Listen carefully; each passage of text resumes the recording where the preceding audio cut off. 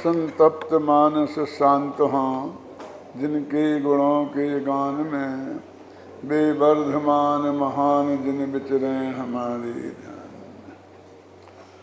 समय सार की 20वीं, 21वीं और 22वीं गाथा चल रही है और गाथा का अर्थ अपन ने विस्तार से किया। अब टीका की बात करते हैं। टीका में अग्नि और ईंधन का उदाहरण देकर इस बात को स्पष्ट किया गया है। थोड़ा पढ़ते हैं। जिस प्रकार कोई पुरुष ईंधन और अग्नि को मिला हुआ देखकर ऐसा झूठा विकल्प करे कि जो अग्नि है वही ईंधन है और जो ईंधन है वही अग्नि है, अग्नि का ईंधन है और ईंधन की अग्नि है, अग्नि का ईंधन पहले था और ईंधन की अग्नि पहले थी, अग्नि का ईंधन भविष्य में होगा और ईंधन की अग्नि भविष्य में होगी, तो वह अज्ञानी है, क्योंकि इस प्रकार के विकल्पों से अज्ञानी पहचाना जाता है। इसी प्रकार परद्रव्यों में ये परद्रव्य मैं हूँ, ये परद्रव्य मुझरूप हैं, ये परद्रव्य मेरे हैं, मैं इन परद्रव्यों का हूँ, ये पहले मेरे थे, मैं पहले इनका था, ये भविष्य में मेरे होंगे, मैं भी भविष्य में इनका होऊंगा। इस प्रकार झूठे विकल्पों से अप्रतिबुद्ध अज्ञानी पहचाना जाता है। ईंधन और अग्नि, हम क्या समझते हैं कि ईंधन जलता है। राजवार्तिक में सूत्र नय का विषय बताते हुए ये प्रश्न किया कि ईंधन जलता है, ये बात सत्य है क्या? मैंने कहा नहीं, गलत है। वहाँ शब्द पढ़े हैं दहति पलाला। पलाल माने ईंधन। प्यार, प्यार समझते ना अपने, होता ना कोदों वगैरह होते हैं जो मुनिराज जिस पर सोते हैं ना, उसे प्यार बोलते हैं। पलाला माने प्यार, कि प्यार जलता है। तो वो कहते नहीं, गलत बात है। क्यों?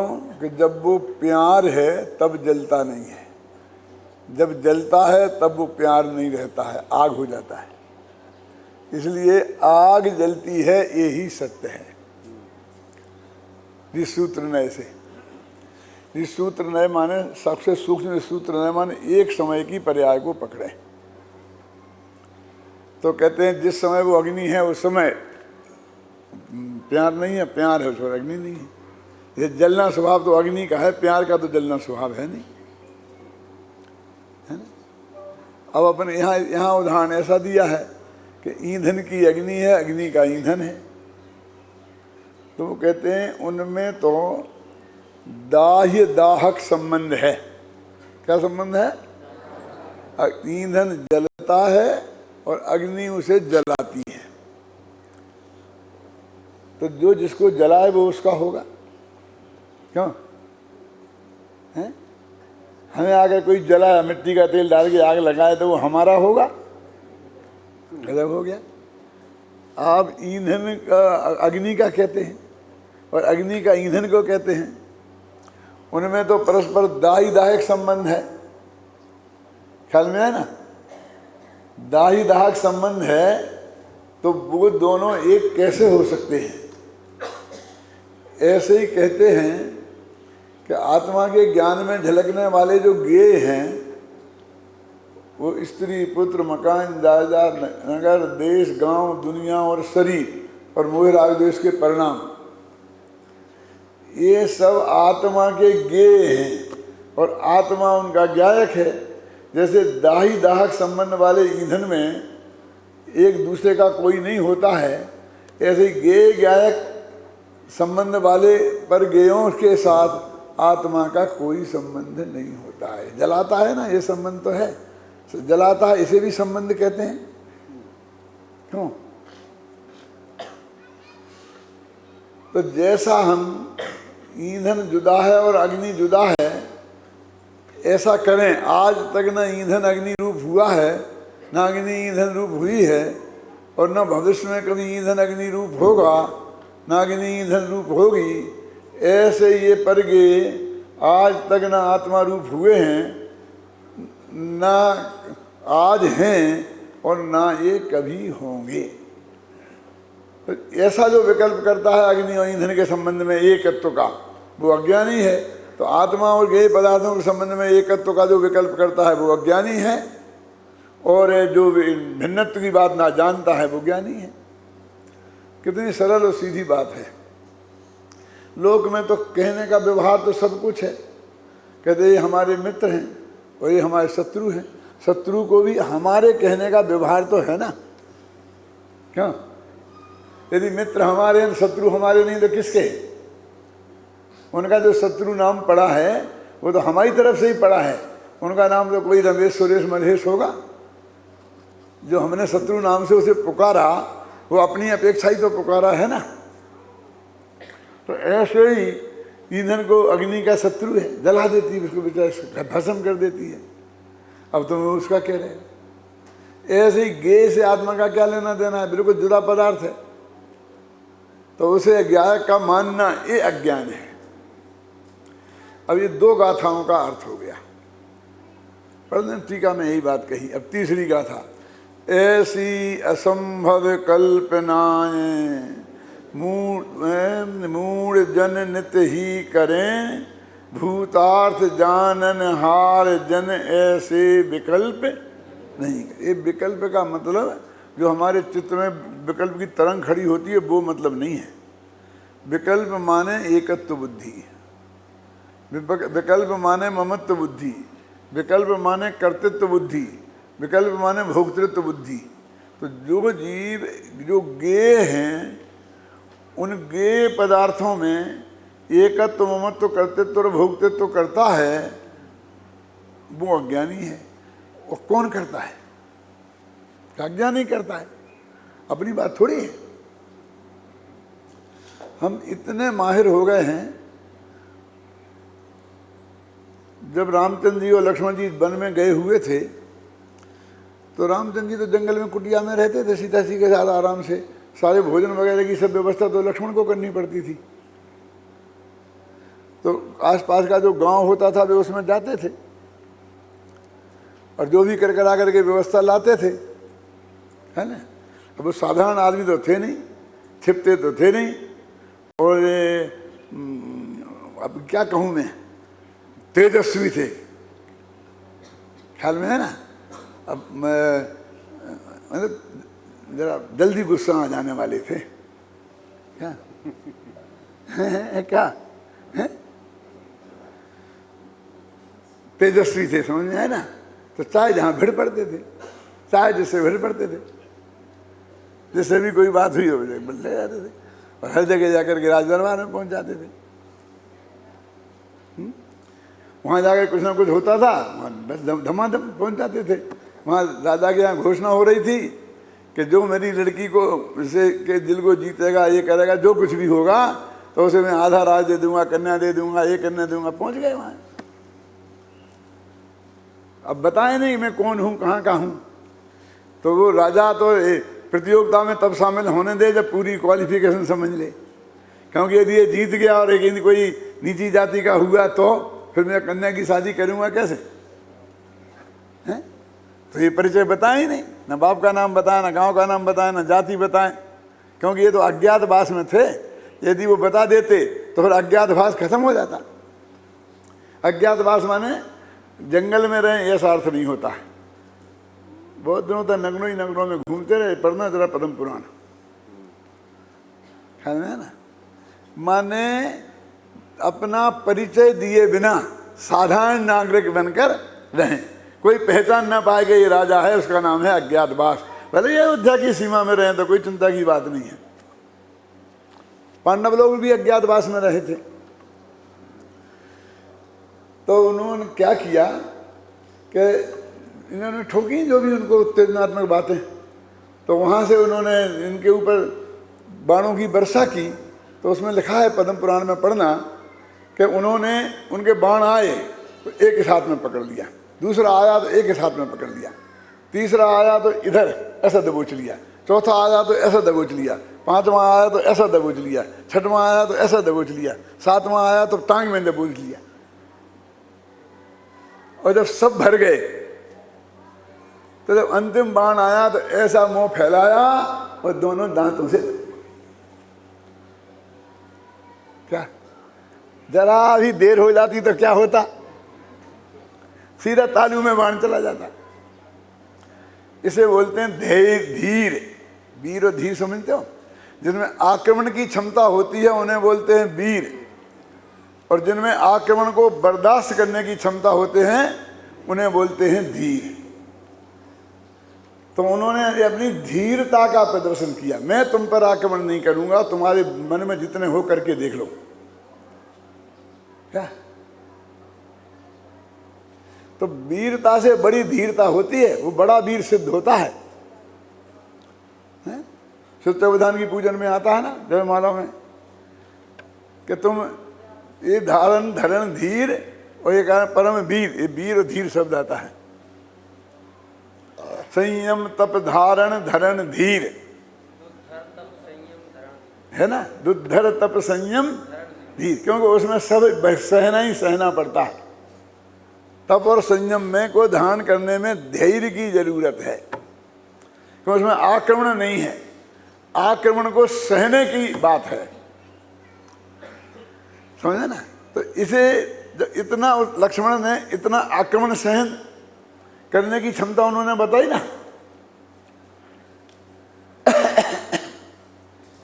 यहां जो अपनी बात चल रही थी जिस संदर्भ में कि ये जो धर्म है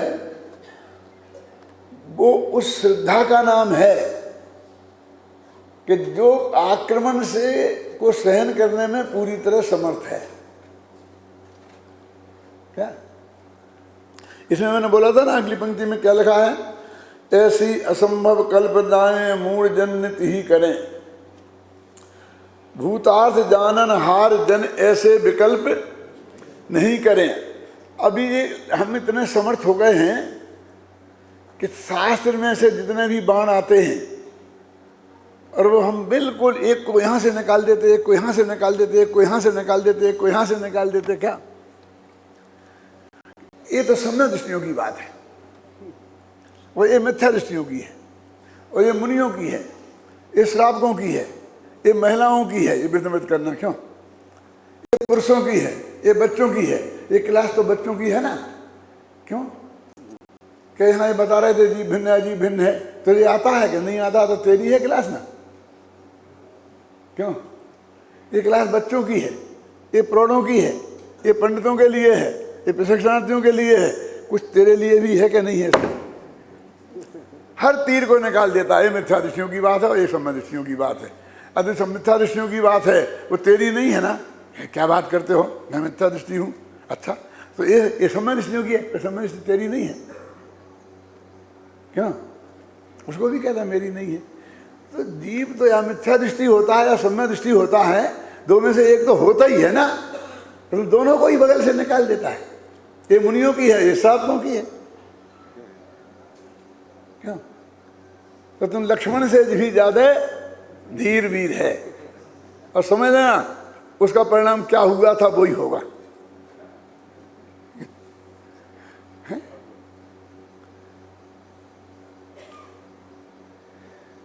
मैंने कोई बात अपनी छाती पे झेलना ही नहीं। ऐसी असंभव कल्प जाने मूढ़ जन नित, ये तो मूढ़ जनों की बात है। और भूतार्थ जानन हार नर ऐसे विकल्प नहीं करें, ये तो अज्ञानियों की बात है। अपन को क्या लेना देना, आगे बढ़। लेकिन तू इन दो में से एक होगा ना, क्यों? उपायांतराभावात, दूसरा कोई रास्ता नहीं है, दो में से एक बनना ही पड़ेगा। और ज्ञानी बनना तो भैया बहुत कठिन है, बहुत कठिन है, होना नहीं। ये भी हाल सारे चेंट पड़ेंगे, और अब भी जो मित्र हैं वे सब शत्रु हो जाएंगे। करे तो कोई यहाँ घोषणा कि मैं ज्ञानी हूँ, क्यों बाबू भाई? ज्ञानियों की क्या दुर्दशा हुई मालूम है आपको?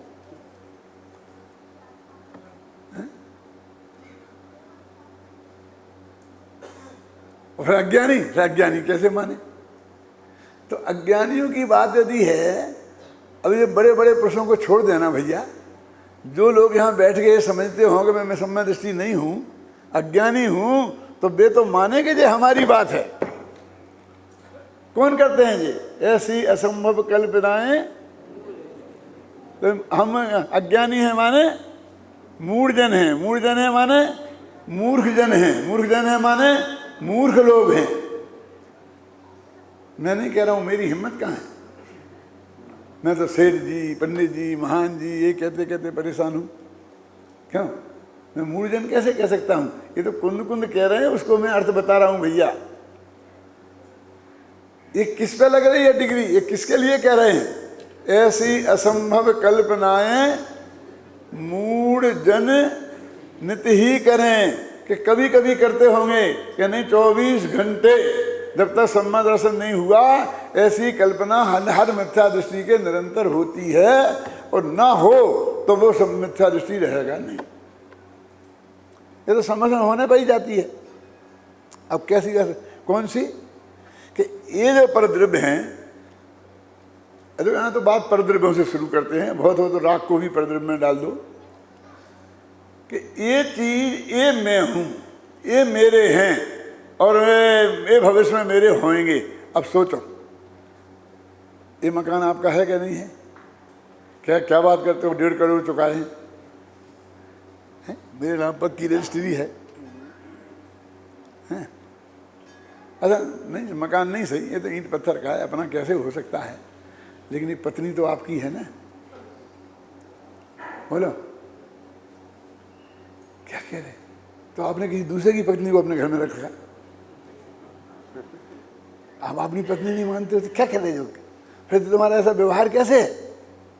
बेटा तो तुम्हारा है कि नहीं है तो किसका है? बताओ। किसी का तो होगा ना, नाम तो बताना पड़ेगा ना। बोलो। हाँ, पत्नी तो है, बेटा तो है, और मकान भी है। क्यों? कितने करोड़ खर्च करे? 1.5 करोड़, 1.25 करोड़ कितने खर्च करे?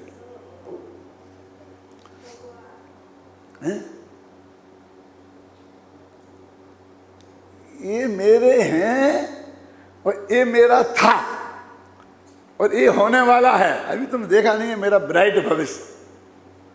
आज मैं तुम्हें ऐसा दिखता हूं, जब मेरे लिए आएगा ऑफर 4 लाख रुपए महीने का, क्यों? तब मेरे ठाट बाट देखना। क्यों? कितने लोग हैं जो भविष्य की कल्पना में उड़ान में नहीं भर रहे हैं? वो दिन आएगा इस गारंटी है। क्यों? वो दिन आने के पहले ही देह छोड़ के कहीं चले गए हैं। क्यों? अधोलोक का राज्य करने संभालने। तो क्या होगा? भविष्य के बारे में कम कल्पनाएं करते हैं हम। ब्राइट भविष्य। अब समझ लो, एक एक करके देखो कि हमारा चित्त सुबह से शाम तक किनकी ममत्व एकत्व बुद्धि के साथ निरंतर गतिशील है। तो अभी पता चल जाएगा ईमानदारी से देखो तो। और ज्ञानी जन का तो उसमें रहता नहीं। ज्ञानी जन ऐसे विकल्प कभी नहीं करें। ये मैं हूं, यहां विकल्प का अर्थ क्या है? बोलो। विवेक क्या है? विकल्प माने, हाँ, विकल्प माने मिथ्या। विकल्प माने मिथ्यात्व संबंधी दोष है। क्योंकि ज्ञानियों के चारित्र संबंधी रागात्मक ऐसे विकल्प तो होते हैं। क्यों? भरत चक्रवर्ती से पूछेंगे तुम्हारे बाप का नाम क्या है तो क्या बताएंगे? मेरा बाप तो है ही नहीं, क्योंकि किसी का बाप होता ही नहीं। कोई ना बाप किसी का ना बेटा। ये जवाब देंगे? देंगे। क्यों? क्या करें? छायक संबंध दृष्टि भी ये भी विकल्प है, लेकिन ये चारित्र मोह संबंधी विकल्प है और ऐसे होते हैं। दिक्कत ये है कि चारित्र मोह संबंधी विकल्प वाले की और दर्शन मोह संबंधी विकल्प वालों की भाषा का एक सी होती है, व्यवहार एक सा होता है। ये मिथ्या दृष्टि कदाचित अपने पत्नी से, पुत्र से असद व्यवहार करे, माँ बाप से, लेकिन सम्मान दृष्टि तो असद व्यवहार कर ही नहीं सकता है। वो तो कभी कहते थे मैं नहीं मानता हूं कि तुम मेरे बाप हो। काय के बाप हो? कुछ तो किया नहीं तुमने, क्या किया मेरे लिए? इनकार कर सकते हैं। क्यों? और मुनि दीक्षा लेने वाले भी इनकार कर देते हैं कि नहीं, कोई काय के माँ बाप, कुछ नहीं, तुम देह के हो, मेरे कुछ नहीं। ये जो बीच वाले हैं ना, चौथे पांचवें वाले, ना वे पहले जैसे कहते तूने क्या के लिए क्या का बाप किया तो कुछ है ही नहीं, और करता भी क्या, दो रोटियां से पेट तो पाल नहीं सकता था, था तो नहीं कंगाल, क्यों? या तो वे कह सकते हैं या वे मुनिराज कह सकते, बीच वाला नहीं कह सकता। चौथे पांचवें गुणस्थान वाला कि आपकी ही कृपा से सब कुछ हुआ है, कि हमने बेटा तुम्हारा क्या किया, हमारे पास था भी क्या, कि मंगल आशीर्वाद तो आपने भरपूर दिया है ना, क्यों? और जो भी मेरी तरक्की हुई है वो आपके मंगल आशीर्वाद से ही हुई है। ऐसी भाषा ज्ञानी की रहेगी, अज्ञानी की भी कदाचित रह सकती है, और किसी अज्ञानी की नहीं भी रहे।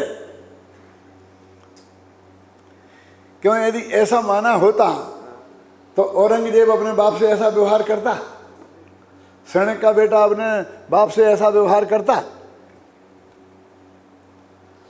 सब शास्त्रों में उदाहरण भरे भरे हैं, दुनिया में भी कम नहीं है। औरंगजेब का उदाहरण इतिहास का उदाहरण है, सैनिक का उदाहरण पुराण का उदाहरण है, और वर्तमान का देखना हो तो अगल बगल में कहीं भी निगाह डाल के देख लो, है क्या नहीं है बाबू भाई? ये श्रद्धा तो की बात है, और श्रद्धा की ये विकल्प शब्द भले ही है, लेकिन ये श्रद्धा संबंधी बात है, और वो जो ज्ञानी के होते हैं वो चात्र संबंधी बात है, दोनों को विकल्प कहते हैं। दिक्कत तो ये है, क्यों? अब वो विकल्प बराबर किए जा रहा है, बताया जा रहा है, इतने बेटे हैं, ये हैं, ये है, सब बात अपने बताया जा रहा है, और अपने कहते कि ये अंदर में ये मानता है, इसके विकल्प ही नहीं करता कि ये मेरे हैं। अब ऐसा निर्विकल्प, वो भी निर्विकल्प हो गया ना।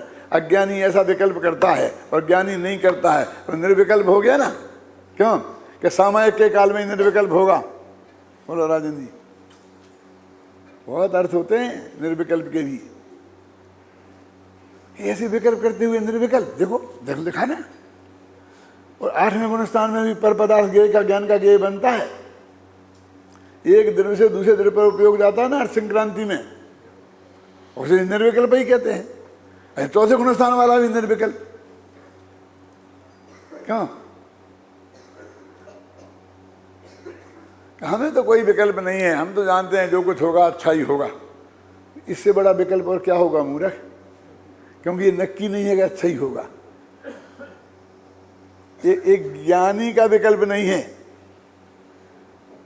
एक अज्ञानी वो है जो कहता है भगवान की मर्जी के बिना कुछ नहीं होता, और भगवान जो कुछ करता है अच्छे के लिए करता है।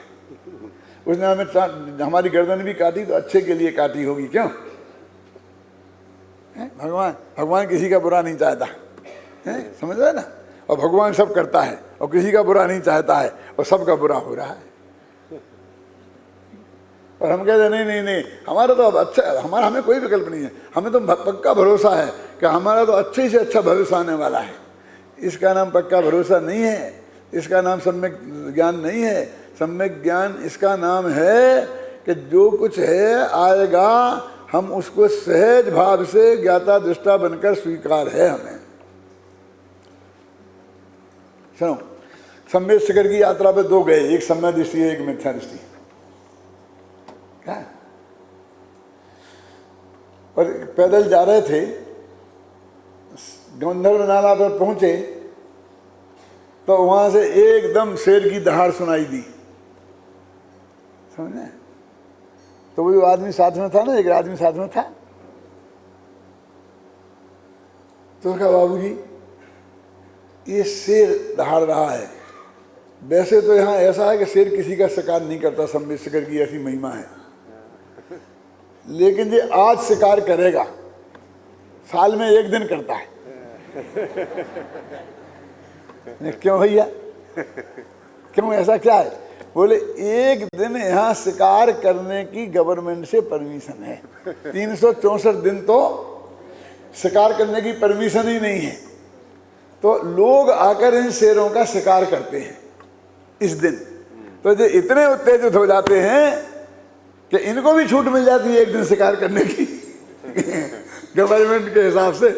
तो आज एक घायल हुआ है शेर, किसी ने इस पर गोली चलाई है और एक घायल हो गया है, तो आज ये बहुत खूंखार है। इसलिए ये आज जरूर एक को खाएगा और मेरे को खाएगा, क्योंकि आप तो यात्री हो, और जैनियों को तो ये खाता नहीं है, क्योंकि जैनियों का जो खून है इतना नमकीन नहीं होता है। मुझे खा जाएगा, इसलिए ऐसा करो, मैं ऐसे बीच में लेट जाता हूँ और तुम दोनों जने मेरे ऊपर ऐसे लेट जाओ। सच्ची घटना बता रहा हूँ मैं आपको। थोड़ा नमक मिर्च भी लगाऊंगा उदाहरण पर सेट करने के लिए। 90% सच्ची और 10% नमक मिर्च। क्या नमक मिर्च कौन सा है वो भी बता दो कि एक सम्य दृष्टि था और एक मिथ्या दृष्टि। बता दो, सम्य दृष्टि दोनों थे कि दोनों मिथ्या दृष्टि थे, लेकिन अपन को तो उदाहरण से समझना है ना सिद्धांत। और दोनों नमोकार मंत्र पढ़ रहे थे, नमो हंताणम नमो सिद्धाणम नमो आर्याणम। दोनों की एक सी परिणति थी ना, शरीर की क्रिया भी एक सी, मन भी एक से एक तरह से, और वाणी भी नमोकार मंत्र बोल रहे थे। अरे भाग्य से दोनों ही मर गए, एक नरक गया एक स्वर्ग गया। ऐसा कैसे हो सकता है? यदि क्रिया से कुछ होता होता स्वर्ग नरक, तो दोनों ही नरक जाते कि कौन दोनों स्वर्ग जाते? नमोकांत पढ़ते पढ़ते नरक गया, क्या गया? सुनो कैसे हुआ, क्या हुआ कि ऐसे हुआ कि एक तो ये कह रहा था कि मैंने नमोकार मंत्र की बहुत महिमा पढ़ी है, और भगवान दौड़े दौड़े चले आते हैं। तो मैंने कहा अपने जैनियों के भगवान तो नहीं आते, एक दफे सिद्धेश्वरा में गए तो गए, फंस गए तो फंस गए, वहां से निकले ही नहीं सकते हैं। अरे आप समझते नहीं हो, हमें क्या बताओ, देवताओं को भेज देते हैं, देवता आ जाते हैं, उनके भगत बहुत देवता हैं, वे आ जाते हैं, लेकिन अब बचा देते हैं। अब भगवान ने बचाया, देवता ने बचाया, हमें क्या फर्क पड़ता। लेकिन नमोकार मंत्र पढ़ेंगे तो कोई ना कोई दौड़ा दौड़ा दौड़ा आएगा और शेर को मार देगा। क्यों? वाह क्या बाबू भाई? इसलिए जोर जोर से नमोकार मंत्र पढ़ रहा था, और वो भी पढ़ रहा था दूसरा कि तू क्यों पढ़ रहा है, कि देखो जो होना है वो तो होके रहेगा। यदि आज मेरा मरण काल आ गया है और इसी निमित्त से होना है तो होगा। यदि मेरा मरण काल नहीं आया है तो 3 लोक में कोई भी आकर के मेरे को मार नहीं सकता है? क्या वो जो होना है वो होगा। तो नमोकार मंत्र का वो पढ़ रहा है कि जो मेरी कमजोरी के कारण रागात्मक बहुत यहां वहां के विकल्प उठते हैं, वो विकल्प नहीं उठे हैं। और ये पीरियड जब तक उसने मुझे खाया नहीं है कि छोड़ा नहीं है, शांति से बीत जाए, वो अंदर वो भय नाम का शेर खड़ा होता है, मैं अपनी आत्मा की नमोकार मंत्र पढ़ के उससे सुरक्षा कर रहा हूं। क्या हर परिस्थिति के लिए तैयार हूं, और जो भी दुर्घटना की परिस्थिति आवे तो उसके लिए अपना मन तैयार कर रहा हूं। क्या मैं फांसी पे चढ़ने जा रहा हूं, नमोकार मंत्र इसलिए बोल रहा हूं कि मेरे चित्त में कोई आकुलता ना हो। मैं इसलिए नहीं बोल रहा हूं कि कोई देवता आ जाएं और फांसी का फंदा तोड़ डालें और इनको डंडा मार मार के भगा दें और राजा को भी उल्टा सीधा कर दें, इसके लिए नहीं पढ़ रहा हूं। अंतर समझ में है ना? श्रद्धा में, श्रद्धा के लेवल पर ये है बस, और उसका ही अंतर है।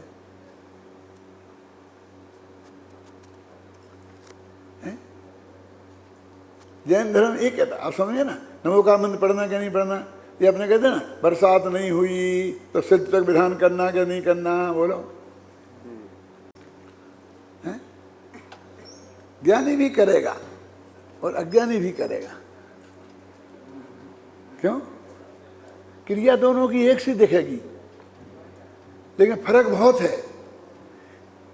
अज्ञानी इसलिए करेगा कि अब भी हाल भगवान आएंगे और दौड़े दौड़े बरसात से लाएंगे और वो छेद करेंगे बादल में और धमाधम सारा पानी बरसा देंगे। क्यों? एक फिल्म देखी थी मैंने बहुत समय पहले, उसका नाम था गाइड।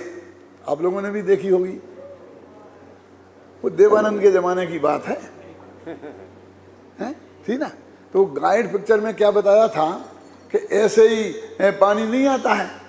तो गांव एक साधु महात्मा था, तो उन्होंने कहा ये साधु महात्मा यदि उपवास करें तो पानी बरस जाएगा।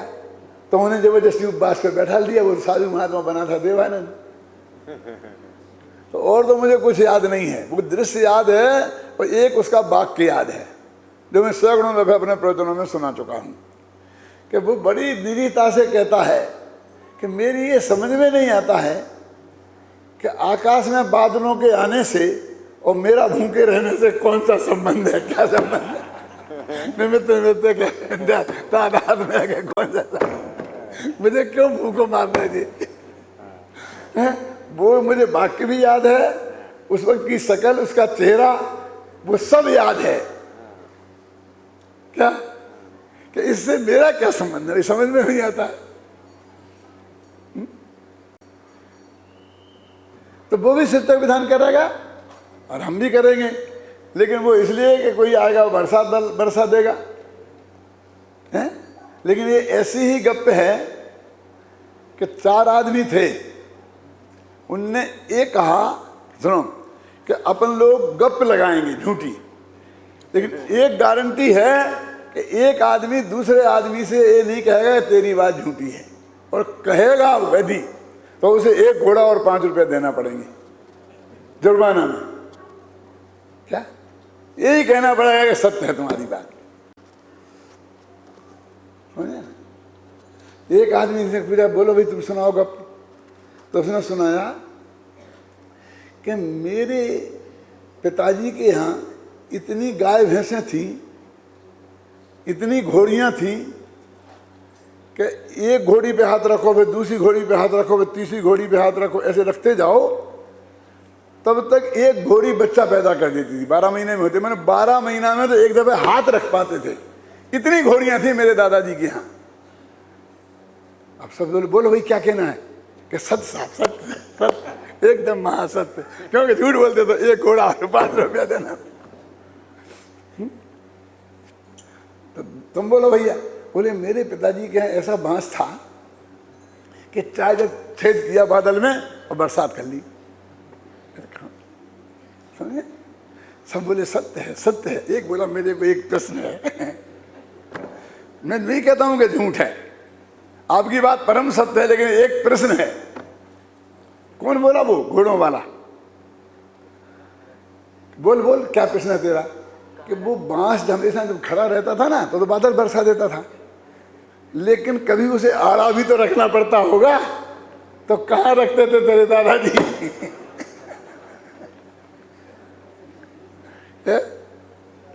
बोले उसमें क्या है, तेरे बाप की घुड़सार में पड़ा रहता था एक कोने में।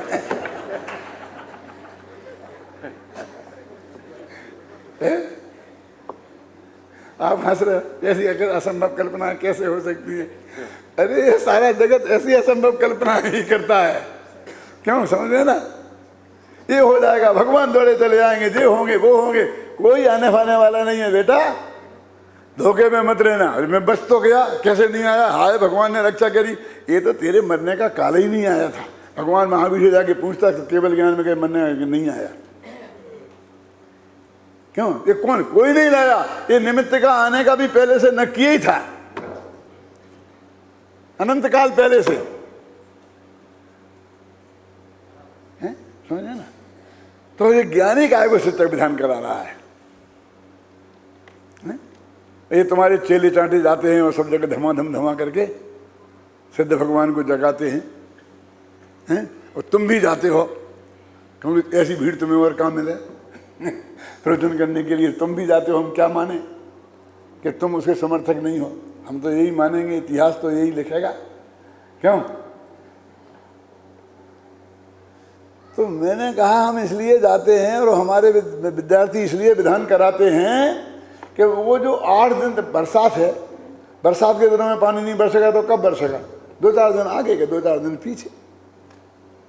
तो यदि 10-5 दिन पीछे बरसना हो तो लोग इतनी आकुलता करते, काम तो कुछ है नहीं, खेत तो बो दिया, सब तारी तैयारी है, अब तो बादल बरसे और खेती उगे, काम कुछ है नहीं। तो जो उनको अनंत आकुलता होती है वो बीच के पीरियड में, उस अनंत आकुलता से बचने के लिए करते हैं हम। भगवान का गुणों का स्तमन करेंगे, उपयोग वहां रहेगा तो ये आकुलता बची रहेगी, तब तक भी 8-10 दिन पूरे हो जाएंगे। क्यों? और पानी बरस जाएगा। सिद्धक विधान से नहीं, क्योंकि उसे बरसना ही था। और क्यों जी, और नहीं बरसा 8 दिन में, तो फिर क्या करोगे? एक शिखर महात्म विधान और ठोकेंगे। विधानों की कोई कमी थोड़ी है। क्यों विधानाचारी प्रतिष्ठाचार्य जी, है ना, ठोकते रहेंगे, ठोकते रहेंगे।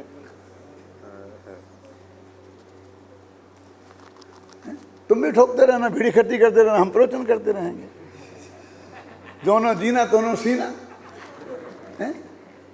ये समझाते रहेंगे कि सिद्धक विधान से मैं अवश्य पानी बरसेगा, और हम समझाते रहेंगे कि एक सफेद झूठ है। नहीं, लेकिन ये व्यवहार नय से कहेंगे, हम निश्चय नय से कहेंगे, तो व्यवहार नय का निषेध करने का अधिकार तो निश्चय नय को है ना। है? क्यों है कि नहीं है? लोग जाके कहेंगे, अभिनंदन जी तुम क्या कह रहे थे, वो गुरु जी क्या कह रहे थे, कि उनका यही काम है, हमारा यही काम है। मैं सच्ची घटना बताता हूँ। आगरा में शिविर हुआ था, हमारा चौथा शिविर था। ये कौन सा है? 42वां। वो चौथा शिविर था। और कौन सा साल था वो? 72 में चौथा शिविर हमारा आगरा में हुआ था। तो पाटनी जी थे जब, तो पाटनी जी और पदमचंद जी गाड़ी ले लेके गांव-गांव घूमे और सबसे कहा प्रशिक्षण शिविर में लाओ। तो इतने प्रशिक्षणार्थी आ गए, 200-400 आ गए। और हमारे पास उस जमाने 15-50 से ज़्यादा भर्ती नहीं करते थे हम, क्योंकि हम ही अकेले पढ़ाने वाले थे, के साथ में दादा थे। ये कोई अभ्यास कक्षा वाले नहीं थे, कोई नहीं थे, किताब नहीं थी, तो हम अपने लिख के नोट बना के पढ़ाते थे। समझे ना? अब इतनी भीड़ आ गई, क्या करें? तो अभी इंटरव्यू शुरू हुए भर्ती होने की। और हम दोनों बैठते थे इंटरव्यू, पाटनी जी बैठते थे इंटरव्यू लेने।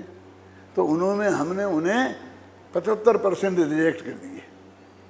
इसके अलावा थे ही नहीं, क्योंकि बालूवत पाठमालाएं भर्ती याद नहीं थी, पढ़ी नहीं थी। मालूम उस वक्त हमने 1000 सेट बालूवत पाठमालाओं के पाटनी जी साथ में लेके निकले थे, और हर गांव में 25-30 बांट के आए थे कि जो इसमें आकर के पास तैयारी करके आना, जिसको बैठना हो, वो परीक्षा होगी तब बैठने देंगे। कोमल चंद जी, ये परमात्मा प्रकाश, कोमल चंद जी, ये कमल चंद जी सब उस वक्त के पढ़े हुए हैं। ये भी थे देखो, ये भी थे। तो क्या हुआ कि सब लोग आए, साहब हमको तो मना के लाया गया है। हम आए थोड़ी है क्या, हमें हाथ जोड़ के मना के हमारे गांव में गए पाटनी जी और पदमचंद जी, और कह के आए जरूर आना, सब व्यवस्था करेंगे, ये करेंगे वो करेंगे, और आप हमको लेन में खड़ा करके रिजेक्ट कर रहे। क्यों? तो मुझे याद है, मैंने उस भरी सभा में कहा था उस दिन, मैंने कहा देखो, जब अंग्रेजों की जर्मन से लड़ाई हो रही थी, हिटलर से, तो वो कहते हर घर से एक आदमी को फौज में भर्ती होना होगा, और जबरदस्ती रंगरूट भर्ती करते थे, रंगरूट कहते थे उनको। तो कोई भर्ती तो होना नहीं चाहता, उनके साथ जाके मरना है क्या युद्ध में? तो सब छिपते फिरते थे, और गांव में जाते थे। वो जितने युवक होते थे 20-25 वर्ष की उम्र के, सबको पकड़ के लाते थे। और उनके अंग्रेजों के न्याय प्रिय बहुत थे, न्याय का नाटक करने में बहुत होशियार थे, कि मजिस्ट्रेट के सामने वो जाके कहे कि मैं अपनी मर्जी से जाके सेना में भर्ती हो रहा हूं, तभी उसे आप भर्ती कर सकते हैं। अब पुलिस पकड़ के लाती और मजिस्ट्रेट सामने पेश करती, क्यों तुम सेना में जाना चाहते हो? अब उन्हें तो मार के लाया था। तो साहब हुजूर नहीं, जबरदस्ती मार के लाए हैं, हम नहीं जाना चाहते। तो मजिस्ट्रेट साहब कहते इन्हें जाओ जरा और समझाओ।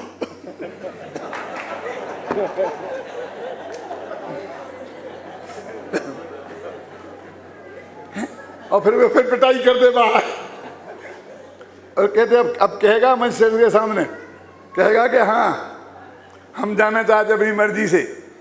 क्यों? तो हाँ साहब कहूँगा। और फिर जाता वो मजिस्ट्रेट साहब, फिर पूछते वो क्या जानेंगे यहाँ ऐसा नाटक होता है, कि साहब इनने मुझे बहुत मारा, देखो साहब ये करके जबरदस्ती यहाँ करवाना चाहते हैं, मैं तो नहीं जाना चाहता, कि थोड़ा और समझाओ।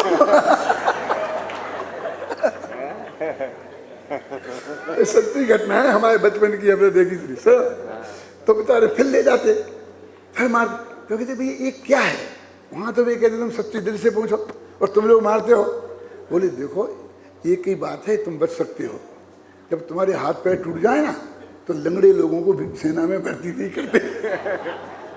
तो हम तुम्हें बचाने के लिए तुम्हें हम हाथ पैर तोड़ देंगे तो तुम बच जाओगे कि नहीं नहीं मुझे नहीं बचना।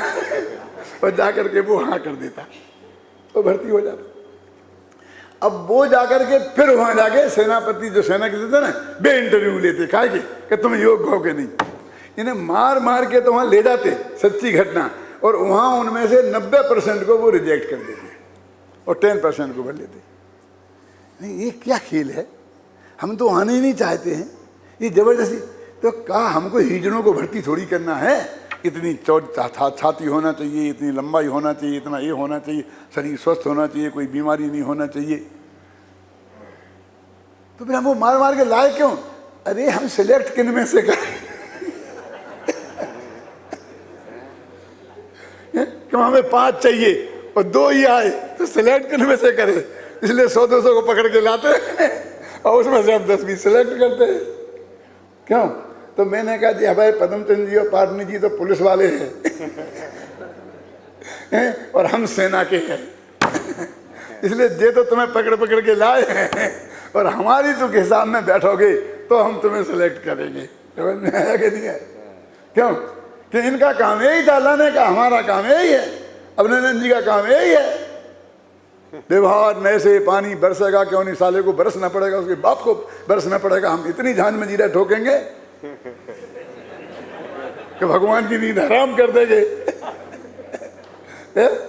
और हम कहेंगे एकदम इसमें कुछ दम नहीं है। एक जिस द्रव्य में, जिस क्षेत्र में, जिस काल में, जिस द्रव्य का जो होना है, एक एक बूंद का वो नक्की है, वो ही होगा, अन्यथा कुछ नहीं होगा।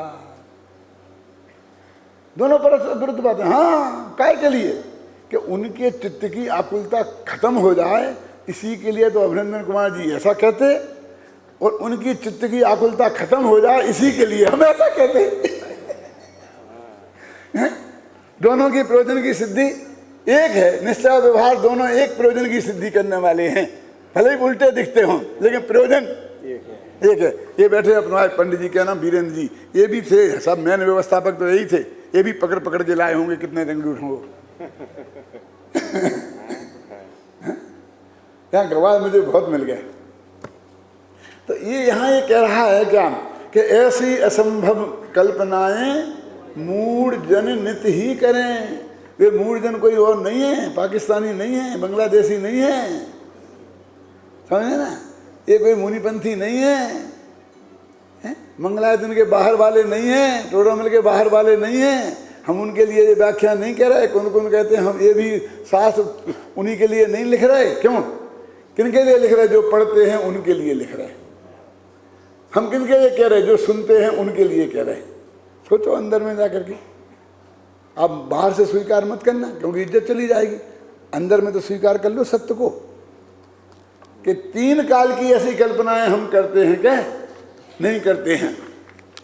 फिर अब वो आचार्य कहते हैं अंत में, हो गया पूरी गाथा का भाव, अब उसमें अंत में एक कलश देते। कलश में मैंने बोला था क्या करते हैं कलश में आचार्य? तर्क को युक्ति से बात को सिद्ध करके, उदाहरण से बात को सिद्ध करके, फिर जब वो कलश लिखते हैं तो अपना प्रेरणा देते हैं, उपदेश देते हैं, भैया ऐसा करो। क्या सीधा आदेश देते हैं, ख्याल में है ना? अभी तक तो वो उस तरीके से बताते हैं, अभी तक तो ऐसा बताते थे कि देखो ये सांप है, ऐसा सांप है, काट खाए तो एक क्षण में खत्म हो जाए, कोई आदमी बचे नहीं, दुनिया में इसका कोई इलाज नहीं इसके कांटे का। और ये रखा है डंडा, ये डंडा इसको एक ढंग से मारो तो ये मर जाएगा, लेकिन मैं नहीं कहता कि तुम मारो, क्योंकि किसी जीव की हिंसा का उपदेश मैं नहीं देता, लेकिन ये जिंदा रहेगा तो तुम्हें छोड़ेगा नहीं। समझ लेना कोमल चंद जी, डंडा अच्छा रखा है लेकिन मैं नहीं कहता, समझे?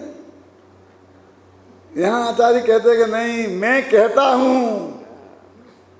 क्या कहता हूं? देखो, त्यजतु जग मैदानी मोह माजन में लीनम रसयतु रस का नाम दोचनम ज्ञान मुद्दत यह कथमपि नात्मनः साक्य में कहा किल कलयति काले क्वापि तादात्म वृत्तिम। हिंदी पढ़ो भाई। आजन्म के इस मोह को है जगत जन तुम्हें छोड़ दो, रस के जन को जो रुचे उस ज्ञान की रस को चखो, तादात्म्य पर के साथ जिनका कभी भी होता नहीं, अरे स्वयं का ही स्वयं से अन्यत्र भी।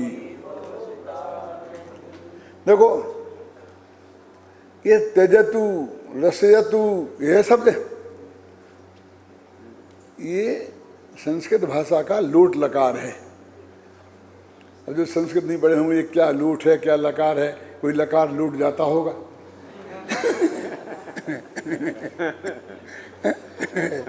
क्या है, ऐसा है कि संस्कृत भाषा में जो धातु माने क्रिया शब्द होते हैं, वर्ब होती है ना, जैसे अंग्रेजी में 3 होती है, समझे ना, गुड 3 होती है ना, ऐसी उसमें एक में 3 क्या वचन, 3 पुरुष 9 और फिर एक के परस में 10 लकार, ठीक है ना, फिर 10 लकार होते हैं। ऐसे कितने हो गए, 10 9 90 बनते हैं। फिर परसमयी पद और आत्मनेपद, फिर 180 रूप बनते हैं। फिर ये तो तिगंत के हुए, फिर कृदंत के बनते हैं, फिर समास के बनते हैं। एक शब्द के हजारों बन जाते हैं संस्कृत में। तो ये उसमें जो 10 लकार होते हैं, ये उसमें लोट एक नाम का 5वां लकार होता है। और उसका काम क्या है कि जब किसी को आज्ञा देनी हो तो इस लकार का प्रयोग किया जाता है। किसी को आशीर्वाद देना हो तो 8वां लकार है आशीष लिंग, तो उसका प्रयोग किया जाता है। अब इसमें से कुछ नहीं, बस ये 5वां लोट लकार है तो समझ लो आज्ञा दे रहे, बस आज्ञा थे लोट, समझ गए ना। और लोट लकार की पहचान क्या है, जब ती की जगह तू हो जाए तो समझ लो लोट लकार हो गया है ना। रसयतु, रसयति होता तो वर्तमान लेट हो गया, समझे ना। रसयतु बस ये पहचान है, आंख मीच के, बस बहुत सरल काम है। रसयतु माने आज्ञा दे रहे हैं आचार्य, है ना। त्यजतु ये सब आज्ञा दे रहे हैं। इसमें आज्ञा भी है, प्रेरणा भी है, वो सब मतलब वो उसको हम आज्ञा ही बोलते हैं ना। क्या वो गुरुजी कुछ कहें, हम आपको भैया समझाते हैं, एक बात मान लो, समझे ना, तो वो उससे मानता है आपकी जैसी आज्ञा, ख्याल में है ना। तो ये आज्ञा अर्थ बात ही है।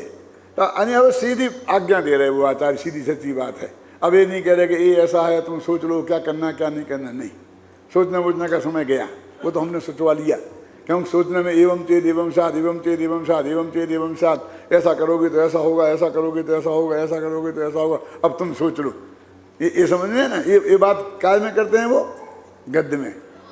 और पद्य में कहते हैं जगत मिदानीम मोह माजन्म लीनम त्यजतु, हे जीवो आजन्म लीनम मोहम।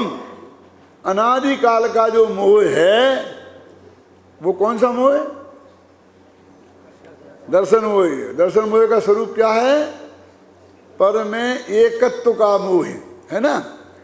पर में एकत्व का मोह है। इदानीम त्यजतु, अरे अब तो छोड़ो। जब मैं कहते हैं इतना हो गया, ये हो गया, वही हो गया, अब तो छोड़ो। मुंह में दांत नहीं रहे हैं, ये नहीं रहा, ये नहीं रहे हैं, अभी भी पापड़ खाने का शौक है, क्यों, अब तो छोड़ो, ऐसा कहते कि नहीं कहते हैं? हाथ में लाठी आ गई है, आंखों ने जवाब दे दिया है, क्यों।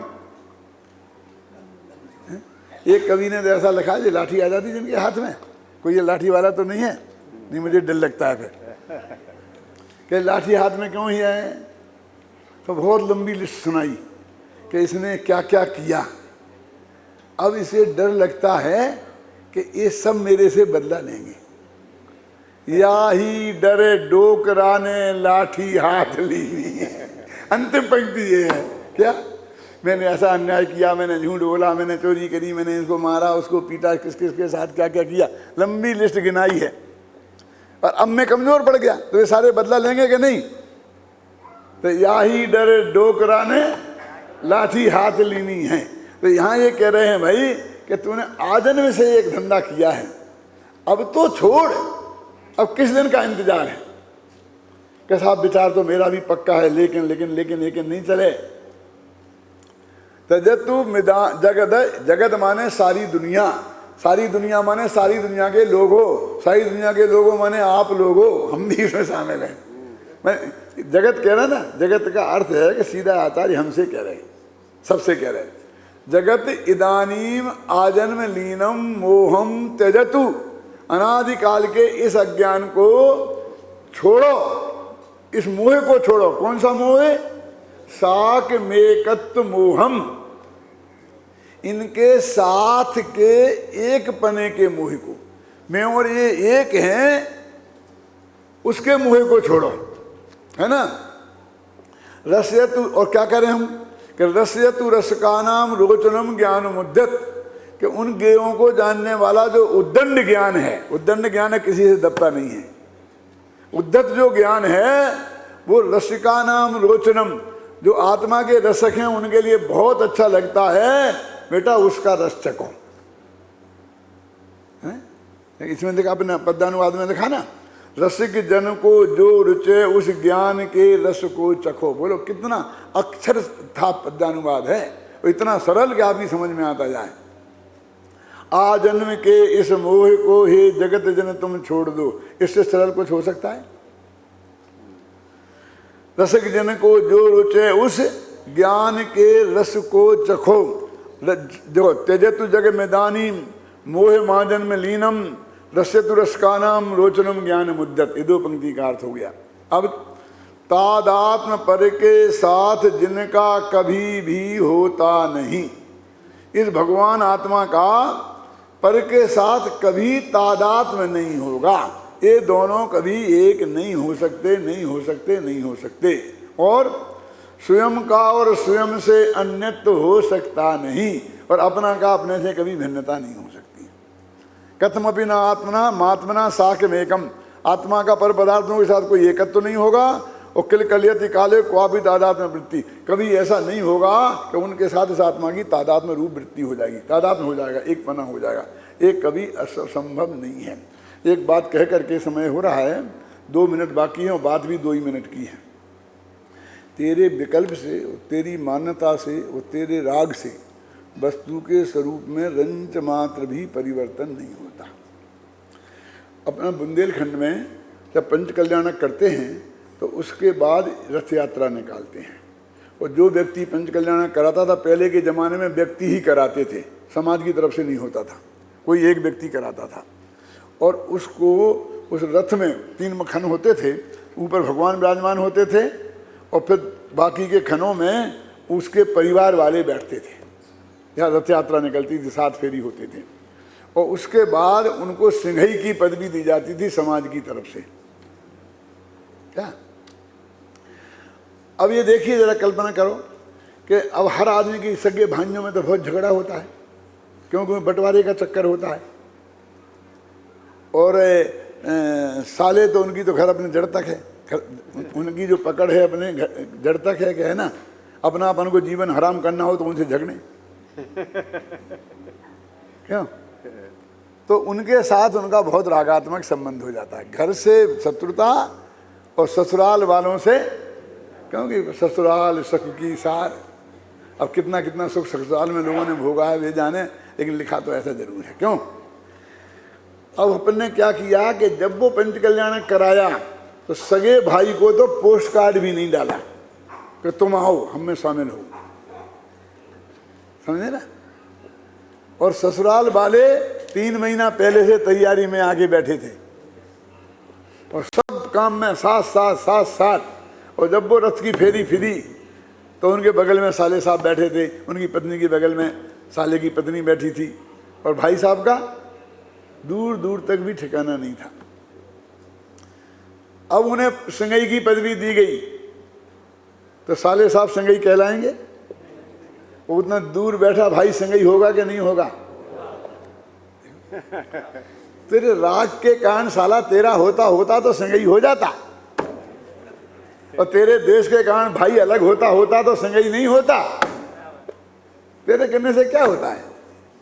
तेरे राग देश से ये नियम नहीं बदलता कि ये यदि संगई बनेंगे तो सारा परिवार संगई बनेगा, भाई वगैरह सुनेंगे ना, और वो साले बहनोई कोई नहीं बनेंगे।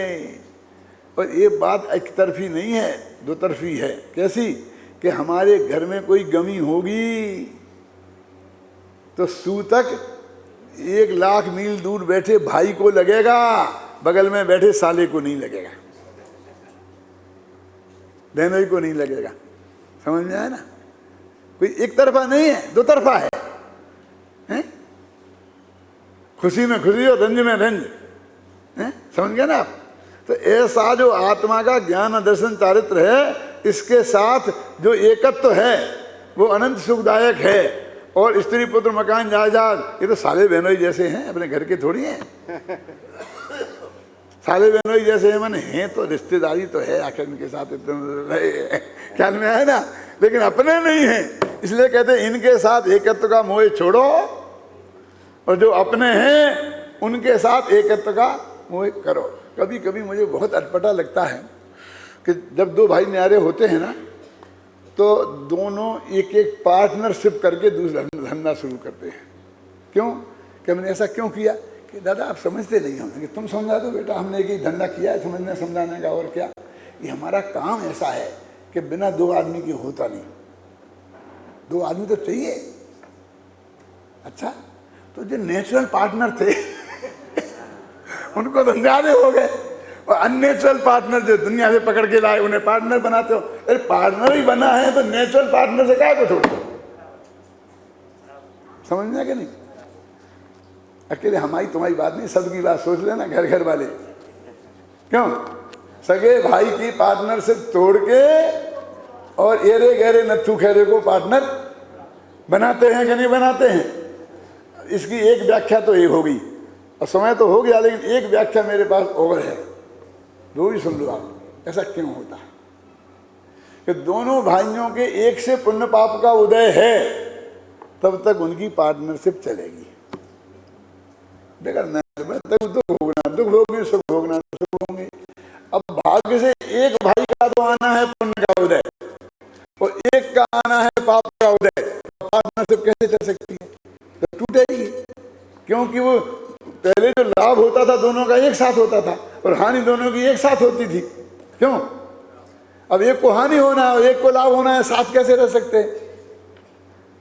तो पार्टनर कैसे बन जाते हैं दूसरे? कि उनका और जो जिसका लाभ होना है इस भाई का, और उसका लाभ होने का काल पक्का है, तो वो मिल जाते हैं। और इस भाई का और इसका घाटा होने का लाभ पक्का है, तो वो उससे मिल जाते हैं। समझ में ना? कितनी वस्तु की व्यवस्था कितनी नेचुरल है। तुम समझ रहे हो कि हम न्यारे हो गए, हम इकट्ठे धोखे में मत रहना, तुम्हारे हाथ से कुछ नहीं है, सारा काम व्यवस्थित है। जो कुछ हो रहा है वो सब पूर्ण नियोजित पूर्ण व्यवस्था के साथ हो रहा है।